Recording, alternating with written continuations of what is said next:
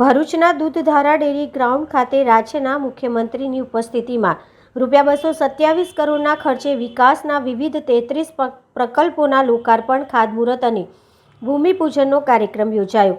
ગુજરાત રાજ્યના મુખ્યમંત્રી ભૂપેન્દ્ર પટેલની ઉપસ્થિતિમાં 4.50 કરોડના ખર્ચે નિર્માણ પામેલા ભરૂચ એસટી ડેપોના લોકાર્પણ વિધિ યોજાઈ હતી। એટલું જ નહીં, તેની સાથે મુખ્યમંત્રી ભૂપેન્દ્ર પટેલના હસ્તે ભરૂચ જિલ્લાના 227 કરોડ ખર્ચે વિકાસના વિવિધ 33 પ્રકલ્પોના લોકાર્પણ, ખાતમુહૂર્ત અને ભૂમિપૂજનનો કાર્યક્રમ દૂધધારા ડેરી મેદાન ખાતે કરાયું હતું। મુખ્યમંત્રીએ વિવિધ વિકાસ કાર્યોની ભેટો ધરી હતી, જેમાં શહેરી વિકાસ અને શહેરી ગૃહ નિર્માણ વિભાગના ₹129.865 કરોડના 8 પ્રકલ્પોનું લોકાર્પણ, ખાતમુહૂર્ત અને માર્ગ અને મકાન વિભાગના ₹71.92 કરોડ 9 પ્રકલ્પોનું લોકાર્પણ, ખાતમુહૂર્ત તથા ભૂમિપૂજન અને ગુજરાત રાજ્ય માર્ગ પરિવહન નિગમના ₹7.69 કરોડના લોકાર્પણ, ખાતમુહૂર્ત કરાયું હતું। ગુજરાત રાજ્ય માર્ગ પરિવહન નિગમ, Narmada rural development CSR GNFC તથા નગરપાલિકાના અંદાજિત ₹227 કરોડના 33 પ્રકલ્પોના વિકાસ કાર્યોની ભેટ ધરી હતી।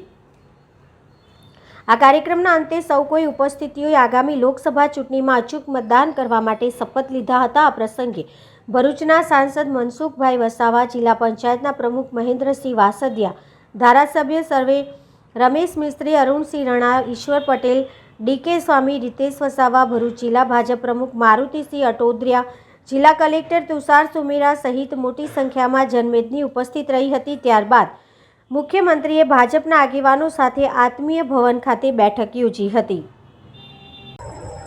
माननीय प्रधानमंत्री श्री नरेंद्र भाई मोदी की प्रेरणा से भरूच जिला आज माननीय मुख्यमंत्री श्री भूपेंद्र भाई पटेल भारत से कुल ₹226 करोड़ 84 लाखના ખર્ચે થઈ રહ્યા છે।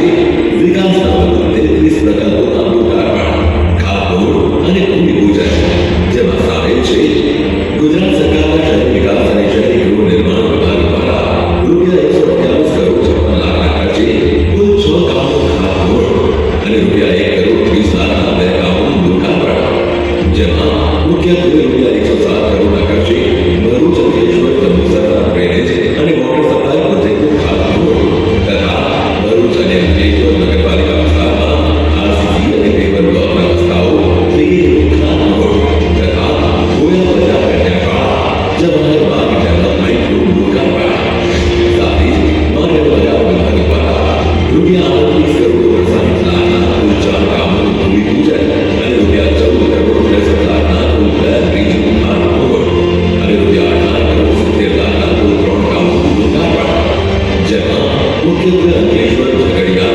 પારડી 3 કિલોમીટરના 4 લેન CC રોડનું ભૂમિપૂજન તથા દઢાલ હરોલી રોડના વાઇડનિંગ અને સ્ટ્રેન્થનિંગ કામનું લોકાર્પણ, તેમજ ગુજરાત રાજ્ય માર્ગ પરિવહન નિગમ દ્વારા ₹3 કરોડ 19 લાખના આમોદ નવીન બસ સ્ટેશનનું ખાતમુહૂર્ત અને ₹4 કરોડ 50 લાખના ભરૂચ મોલાવના નવીન બસ સ્ટેશનનું લોકાર્પણ, સાથે જ ગૃહ વિભાગ દ્વારા ₹6 કરોડ 89 લાખના અંકલેશ્વર હીરામણ પોલીસ લાઇન ખાતે પોલીસ આવાસોના બાંધકામનું લોકાર્પણ, તેમજ શિક્ષણ વિભાગ દ્વારા ₹6 કરોડ 60 લાખના 8 શાળાના 51 ઓરડાનું લોકાર્પણ, સાથે જ વન અને પર્યાવરણ વિભાગ દ્વારા ₹62 લાખના 2 વન કવચ અને 1 કરોડ વનનું લોકાર્પણ, તેમજ Narmada rural development society CSR GNFCના કુલ ₹2 કરોડ 90 લાખના 2 AMCના ભવન નિર્માણનું લોકાર્પણ,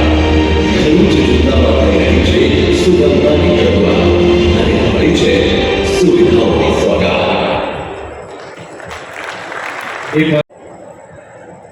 માન્ય વડાપ્રધાન શ્રીના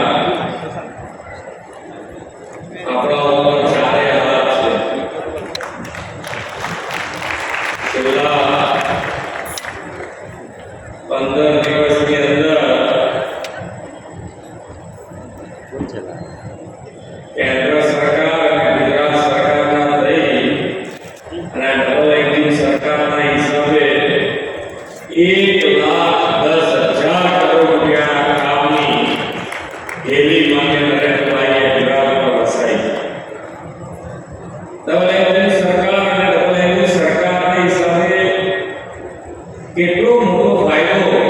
થઈ શકે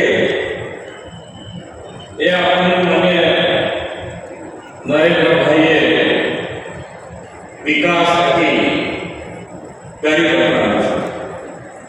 દેશ અને દુનિયા G20 અને G20માં વસુદેવ કુટુંબકમ, તો વસુદેવ કુટુંબકમ એટલે આખી દુનિયા આપણી સંસ્કૃતિ છે કે આખી દુનિયા આપણો પરિવાર છે અને આપણી આખી દુનિયા પરિવાર કરતા હોઈએ ત્યારે નરેન્દ્રભાઈનો પરિવાર આપણો દેશ જો એમનો પરિવાર છે અને એ પરિવાર માટે એમણે હર હંમેશ નાનામાં નાના માણસનું, છેવાડાના માણસનું ખૂબ ધ્યાન રાખી અને આ બધી યોજનાઓ જે સરકારી બનાવી એ બધી સરકારી યોજનાઓમાં નાના માણસનું ધ્યાન રાખી, નાના માણસને કેન્દ્રમાં રાખી અને આ બધી યોજનાઓ બની છે. અને આ બધી જ યોજનાઓનો લાભ છેક છેવાડાના માનવી સુધી પહોંચાડવાનો એટલે સેચ્યુરેશન પોઈન્ટ. અત્યાર સુધી આપણે બધાએ ખબર છે કે સરકારી યોજનાઓ બને અને સરકારી યોજનાઓનો લાભ કેટલા જ લઈ શકતા, જૂજ લોકો લઈ શકતા. કારણ કે સરકારી યોજના બની ક્યારે, પૂરી ક્યારે થઈ અને લાભ કોણે લીધો કોઈને ખબર જ ન હોય. લાભ છેવાડાના માનવી સુધી પહોંચાડવા માટે માનનીય વડાપ્રધાનશ્રીએ જે સંકલ્પ કર્યો છે કે આપણે 2047 સુધી વિકસિત ભારત બનાવવું છે અને આ વિકસિત ભારત માટે માનનીય વડાપ્રધાનશ્રીએ આખા ભારત દેશમાં વિકસિત ભારત યાત્રા અને આ વિકસિત ભારત યાત્રામાં જે મોદીજીનો ગેરંટી રથ અને એ રથ છેવાડાના ગામ સુધી જઈ અને જે યોજનાનો લાભ જેને મળવા પાત્ર છે એને સરકારે ઘેર જઈને એનો લાભ આપ્યો.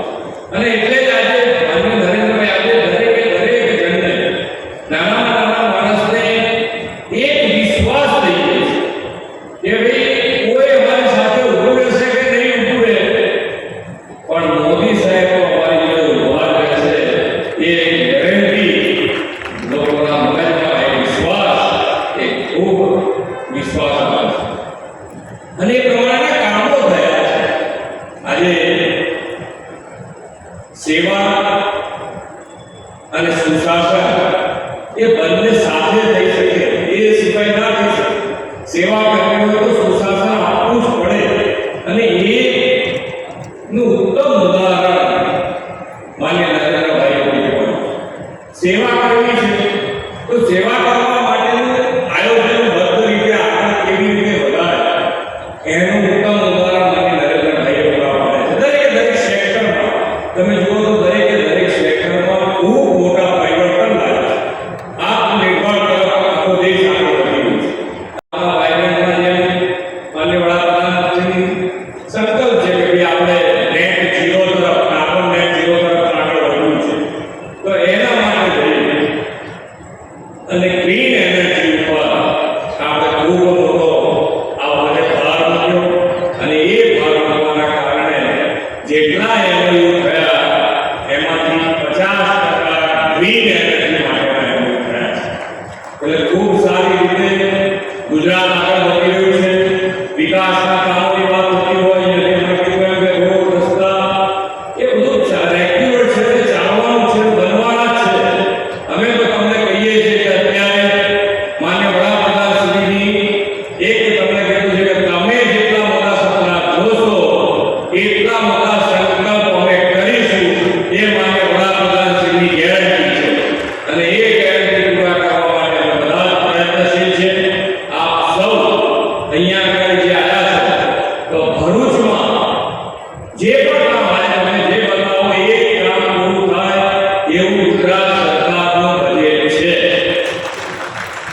તમારે ખાલી તમારા આયોજનબદ્ધ રીતે અમારા ધારાસભ્ય હોય, MP હોય, પ્રમુખ હોય, તમે એને આયોજનબદ્ધ રીતે તમારા કામો આપો, એ કામ પૂરા થાય એવું જ છે. તમે જુઓ બજેટ ગ્રુપમાં પૈસાના વાકે અથવા તો પૈસા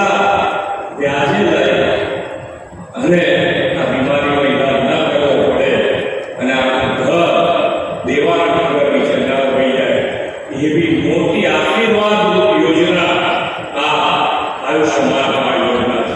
અને આયુષ્યમાન કાર્ડ યોજનાનો લાભ દરેક જણ લે છે.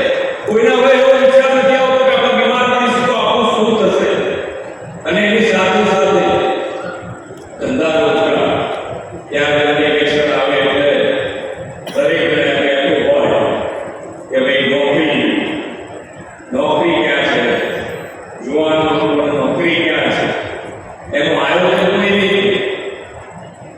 પણ માન્ય નરેન્દ્રભાઈએ આપણને સૌથી વધારે લાભ માન્ય વડાપ્રધાનશ્રીનો મળ્યો હતો તે ગુજરાતમાં મળ્યો. 2003માં માન્ય વડાપ્રધાનશ્રીએ વાઇબ્રન્ટ ગુજરાત થકી ધંધા રોજગાર માટે દેશ અને દુનિયાના પ્લેટફોર્મ પર 2003માં એ વખતે કદાચ દેશ પણ વિચાર નહીં કરતો હોય કે આપણે ગ્લોબલી કોમ્પિટિશન કરીએ. પણ માન્ય વડાપ્રધાનશ્રીએ એ દિવસે 2003માં વાઇબ્રન્ટ ગુજરાત શરૂ કર્યું અને વાઇબ્રન્ટ ગુજરાત થકી આપણા ત્યાં આગળ આજે હમણાં કદાચ છાપામાં તમે વાંચ્યું છે કે જે મોટી 500 કંપનીઓ છે દુનિયાની એમાંથી 100 કંપનીઓ ગુજરાતમાં. ધંધા રોજગાર એટલા બધા વધાર્યા છે કે જેથી કારણે આજે સૌથી વધારે રોજગારી આપતું કોઈ રાજ્ય હોય તો એ ગુજરાત છે. 4 કરોડ રૂપિયાનું ગુજરાતનું બજેટ છે આ વર્ષે. ફક્ત અને ફક્ત આપણે બધાએ સાથે મળીને જે પણ કામ થાય એની ક્વોલિટીમાં આપણે બધાએ ધ્યાન રાખીશું અને જો ક્વોલિટીમાં કામ કરીશું તો તમે અહીંયા આવ્યા હોય તમે કોઈ કામ બતાવો તમે ઘેર પહોંચો એના પહેલા અમે તમને મજૂરી મોકલી દઈશું. એટલે મજબૂત પાયો ફાઇનાન્શિયલી માન્ય નરેન્દ્રભાઈએ ગુજરાતમાં નાખ્યો છે. અને આજે પણ નીતિ આયોગ પ્રમાણે નાણાકીય વ્યવસ્થાપનમાં ગુજરાત નંબર 1 પોઝિશન ઉપર છે.